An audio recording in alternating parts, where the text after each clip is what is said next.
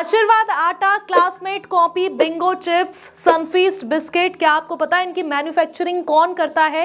वही कंपनी जो कि गोल्ड फ्लेक्स, इंडियन किंग्स यानी कि सिगरेट मैन्युफैक्चर करती है, वही कंपनीज इन प्रोडक्ट को भी मैन्युफैक्चर करती है। अब आपको शायद पता ना हो, लेकिन ज्यादातर लोगों की मौतें सिर्फ सिगरेट के धुएं से होती है। जो कि सिगरेट नहीं करते, स्मोक नहीं करते, उनकी कुछ इस तरीके से मौत हो जाती है। और बाकी जो लोग सिगरेट पी के जिनकी डेथ होती है, उनका आंकड़ा काफी बड़ा है। बट इन खतरनाक आंकड़ों को देखते हुए किसी को भी इस चीज की फिक्र नहीं है कि इन चीजों पर बैन लगाना चाहिए, इन कंपनीज को बंद कर देना चाहिए। लेकिन नहीं, ये हर साल इनकी सेल्स जो है वो धीरे धीरे इंक्रीज होती है और इनकी कंपनीज भी धीरे धीरे करके और ज्यादा बढ़ रही हैं। और ये सब पॉसिबल है इन कंपनीज की मार्केटिंग स्ट्रेटजीज की वजह से। आज आईटीसी के पास 78% का मार्केट शेयर है सिगरेट कंपनीज के थ्रू, यानी कि देखा जाए तो ये मार्केट लीडर बन चुके हैं। तो आखिरकार क्या स्ट्रेटजीज ये कंपनीज यूज कर रहे हैं जिसकी वजह से ये दिन पे दिन पॉपुलर होते जा रहे हैं, और गवर्नमेंट इस चीज पर बैन क्यों नहीं लगा रही है? तो इस वीडियो को एंड तक देखना, बहुत इंटरेस्टिंग टॉपिक है। और अगर अभी तक हमारे चैनल को सब्सक्राइब नहीं किया तो सबसे पहले सब्सक्राइब करें, बेल आइकन प्रेस करें। 17वीं सेंचुरी एक ऐसा दौर था जिसमें दुनिया भर के देशों को स्मोकिंग करना सिखा दिया था, और कहा जाता है कि इंडिया में स्मोकिंग भी तभी चालू हुई थी। और जब ब्रिटिश रूल कर रहे थे हमारे इंडिया में, तब उस वक्त पर सिगरेट और ज्यादा पॉपुलर हुआ और ट्रेंड हुआ, और उस वक्त आईटीसी की नींव रखी गई। इसकी शुरुआत ब्रिटिशर्स ने कोलकाता में 1910 में की, और इस कंपनी का नाम रखा गया imperial tobacco company of India limited. और इस कंपनी ने खुल के एड्स दिखाए, अपने खुल के प्रमोट किया अपने ब्रांड को, और बड़े बड़े होर्डिंग्स भी लगाए जिसकी वजह से लोग जान पाए कि आखिरकार ये किस चीज की कंपनी है। और ऐसे ही करके धीरे धीरे वो फेमस होता गया। अब जबकि इस कंपनी की नींव ब्रिटिशर्स ने रखी थी, तो 1947 में जब भारत आजाद हुआ तो इस कंपनी का नाम चेंज कर दिया गया, और 1970 में इसका नाम चेंज करके इंडियन टोबैको कंपनी लिमिटेड रख दिया। और जब ब्रिटिश कंपनी के इसमें जितने शेयर्स थे उनको इस कंपनी से बाहर निकाल दिया गया। बट दिक्कत कहां रही थी? जब इसका नाम रखा गया तो इसमें टोबैको आ रहा था, जो कि गवर्नमेंट को सही नहीं लग रहा था। और जबकि गवर्नमेंट के स्टेक इस कंपनी में काफी ज्यादा थे, तो उन्होंने 1974 में इसका नाम चेंज करके आईटीसी लिमिटेड रख दिया, क्योंकि गवर्नमेंट नहीं चाहती थी कि हर कोई इस चीज से इन्फ्लुएंस हो, और वो चाहते थे कि ये कंपनी जो है बाकी अलग अलग सेक्टर्स में भी आगे बढ़े। और ऐसे ही करके धीरे धीरे आईटीसी अलग अलग सेक्टर्स में, अलग अलग फील्ड में गया, वहां के प्रोडक्ट्स भी बनाए और उस चीज में भी वो फेमस हुआ। और आज के टाइम पर आईटीसी के इतने सारे प्रोडक्ट हैं जो कि हम खुद यूज करते हैं, और साथ ही उनकी सिगरेट कंपनीज भी हैं। अब जब उन्होंने अलग अलग सेक्टर में अलग अलग प्रोडक्ट्स बनाना चालू किया, तो उन्हें अपने बिजनेस को काफी ज्यादा एक्सपेंड करना था, उन सेक्टर्स में एक्सपेंड करना था, बट उनके पास इतना ज्यादा कैपिटल नहीं है। तो ऐसे में उन्होंने कंपनी का कंजप्शन बढ़ाया, और उनकी जो सेल थी वो भी धीरे धीरे और इंक्रीज कर दी, जिससे उनके पास काफी और ज्यादा प्रॉफिट आने लगा। और 2018 में इन कंपनीज ने लगभग 55 मिलियन के आसपास प्रॉफिट कमाया था, जो कि बाकी अलग कंपनीज से काफी गुना ज्यादा था। फिर आया 2004, और 2004 में गवर्नमेंट ने बहुत बड़ा झटका दिया आईटीसी कंपनीज को, क्योंकि एक तरफ जहां पर गवर्नमेंट को उस चीज का फायदा मिल रहा था, लेकिन दूसरी तरफ जहां पर लोगों की जानें जा रही थी, लोग इतना ज्यादा सिगरेट पीने लग गए थे, तो वहां पर उन्होंने एक स्टेप लिया, और उसमें उन्होंने जितने भी सिगरेट के एडवर्टीजमेंट चल रहे थे उस वक्त पर, उन सब पर बैन लगा दिया।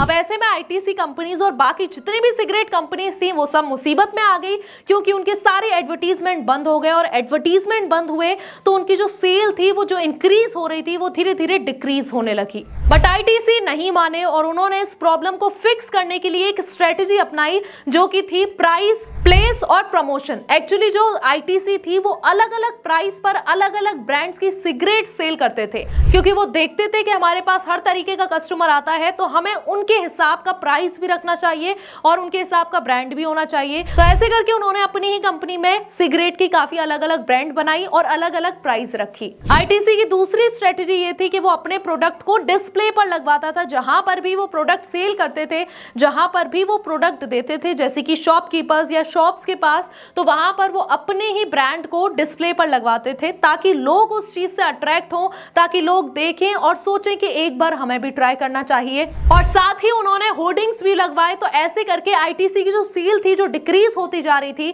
वो धीरे धीरे करके और इंक्रीज होती चली गई। आईटीसी की असली सक्सेस उसको तब मिली जब उन्होंने थर्ड स्ट्रेटेजी अपनाई, और वो थी प्रमोशन की। अब जब इंडिया ने एडवर्टीजमेंट बैन कर दिए थे सिगरेट्स के ऊपर, स्मोकिंग के ऊपर, लेकिन उन्होंने इसी चीज पर दूसरी चीज क्या अपनाई, फिल्म इंडस्ट्री। जब उस टाइम पर हीरोज इन सिगरेट्स को यूज करते थे और एक कूल बनने का एक्टिंग करते थे, वहीं पर लोग जब इन मूवीज को देखते थे, हीरोज को देखते थे, तो वहां पर वो उनकी ड्रेसअप, हेयर स्टाइल तो कॉपी करते ही थे, साथ ही कूल बनने के लिए वो सिगरेट भी यूज किया करते थे। तो ऐसे करके जब वो फिल्म में एडवर्टीजमेंट दिखाने लगे तो लोग और ज्यादा अट्रैक्ट होने लगे। वो देखते थे कि जब हीरो इतना ज्यादा कूल बनने के लिए सिगरेट पी रहा है तो हम क्यों नहीं बन सकते। तो ऐसे करके एक ट्रेंड चल गया और लोग भी काफी ज्यादा अट्रैक्ट होने लगे, और खासकर यंगस्टर्स जो थे वो इन मूवीज को देख के और अपने हीरो को देख के उनको और ज्यादा अट्रैक्ट हो रहे थे। आपने देखा होगा कि जिन मूवीज में सिगरेट पीते हुए दिखाते हैं उन मूवीज में स्टार्टिंग में ही डिस्क्लेमर दिखा दिया जाता है स्मोकिंग से रिलेटेड। अब ऐसे में जो आईटीसी कंपनी या फिर जितनी भी सिगरेट की कंपनीज होती हैं वो प्रोडक्शन को बहुत बड़ा अमाउंट देती हैं इस चीज के लिए, और ऐसे करके धीरे धीरे इसका एडिक्शन बढ़ता गया, इंक्रीज होती रही, सेल भी इंक्रीज होती गई, कंपनीज भी बढ़ती गई, और ऐसे में लोगों की जो डेथ हो रही थी उनका नंबर, उनका रेशियो भी काफी ज्यादा इंक्रीज हो रहा था। और करीब 4 साल में इन्होंने अपना मार्केट शेयर 78% हासिल कर लिया। 2008 में तो इन्होंने अपनी प्राइस भी इंक्रीज की थी, लेकिन तब भी लोग नहीं रुके, तब भी लोग इस चीज से एडिक्ट होते जा रहे थे। और जब पेंडेमिक आया तब भी इन कंपनीज को कोई भी फर्क नहीं पड़ा था, क्योंकि लोग तो तब भी यूज कर रहे थे। और करीब इनका जो 2020 में 15 करोड़ के आसपास बना और 23 में इनका प्रॉफिट करीब 18 करोड़ के आसपास बना। आईटीसी कंपनी में जो ज्यादातर प्रॉफिट आता है वो सिगरेट कंपनीज के ही जरिए प्रॉफिट आता है।